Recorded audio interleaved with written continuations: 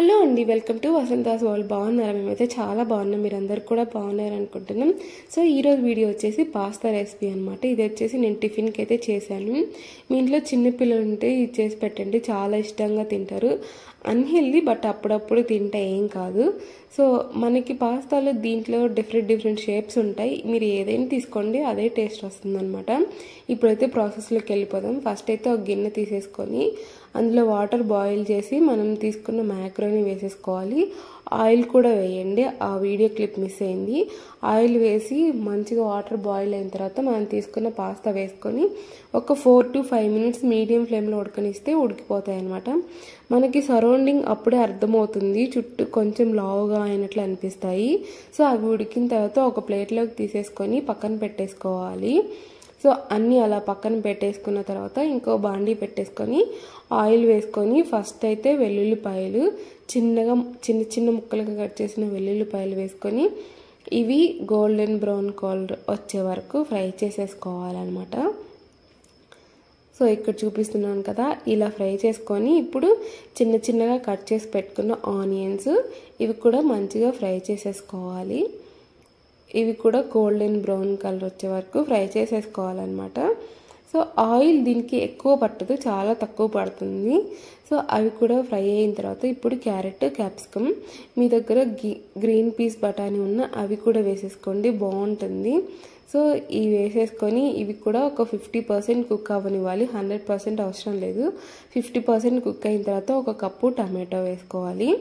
So ఈ tomato కూడా మంచిగా మగ్గబెట్టేసుకోండి. ఈ ప్రాసెస్ అంతా మనకి మీడియం ఫ్లేమ్లోనే జరగాలి, హై ఫ్లేమ్లో అయితే అంతే మంచిగా అనిపించదు అనమాట. సో టమాటా వేసుకున్న తర్వాత వీటిని కూడా మెత్తగా ఉడకనిచ్చుకోవాలన్నమాట. సో ఇక్కడ నొక్కితే అర్థమవుతుంది మనకి కుక్ అయిందా లేదా అనేసి. సో అలా కుక్ అయిన తర్వాత ఇప్పుడు కారము, అలాగే పెప్పర్ పౌడరు, ఇంకా ధనియాల పొడి, కొంచెం గరం మసాలా, సాల్ట్, అలాగే నా దగ్గర చిల్లీ టమాటో సాస్ ఒక దాంట్లోనే ఉంది. మీ దగ్గర సపరేట్గా ఉంటే 2 వేసేసుకోండి. మా దగ్గర అసలు సాస్ ఏం లేదు అనుకుంటే ఇంకొక కప్పు టమాటో, అలాగే కొంచెం కారం ఎక్కువ వేసుకోండి, సెట్ అయిపోతుంది. సాస్ వేసేసుకోకుండా అనమాట. సో అవి కూడా వేసేసి మంచిగా మిక్స్ చేసేసుకోవాలి. ఒక 2 minutes మంచిగా మగ్గనివ్వాలి ఆ టమాటో పేస్ట్లో అనమాట.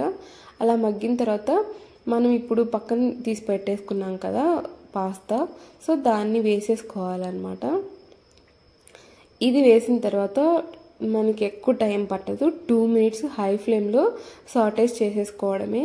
ఒక 2 minutes మంచిగా కలిపేసుకుంటే మనకి పాస్తా అయితే వేడిగా రెడీ అయిపోతుంది. ఇక్కడ చూపిస్తున్నాను కదా. సో మీరు ఎప్పుడైనా ట్రై చేశారా లేదా కామెంట్ చేయండి. ట్రై చేయకపోతే మాత్రం పక్కా ట్రై చేయండి. ఇది మైదాతో చేస్తారు, అన్హెల్దీ, బట్ అప్పుడప్పుడు ఎప్పుడో ఒకసారి తినేయచ్చు అనమాట, బాగుంటుంది. ఒకసారి ట్రై చేయండి. మీ ఇంట్లో చిన్నపిల్లలు ఉంటే వాళ్ళకి చేసి పెట్టండి, చాలా ఇష్టంగా తింటారు. సో ట్రై చేసి మీకు ఎలా వచ్చింది ఏంటి అనేది కామెంట్ చేయండి. సో ఇలా సాటేజ్ మొత్తం చేసేసుకోవాలన్నమాట 2 minutes. దీంట్లో మనకి ప్లేట్లోకి సర్వ్ చేసుకున్న తర్వాత ఇంకా ఎక్స్ట్రాగా టమాటో సాస్తో తింటే చాలా బాగుంటుంది. ఇలా ప్లెయిన్గా కూడా బాగుంటుంది, ఇంకా సాస్ వేసుకొని తింటే ఇంకా చాలా బాగుంటుంది అనమాట. సో మీరు ఒకసారి ట్రై చేసి మీకు ఎలా అనిపించిందో కామెంట్ చేయండి తప్పకుండా. సో చూద్దాం మీరు ఎంతమంది ట్రై చేసిన వాళ్ళు ఉన్నారో, ట్రై చేస్తారో కామెంట్ చేయండి. సో ఇలా కలిపేసుకొని సర్వింగ్ చేసేసుకొని వేడిగా తింటే అత్తిరిపోయింది. ఒకసారి ట్రై చేయండి. ఈ వీడియో కింటే బాయ్.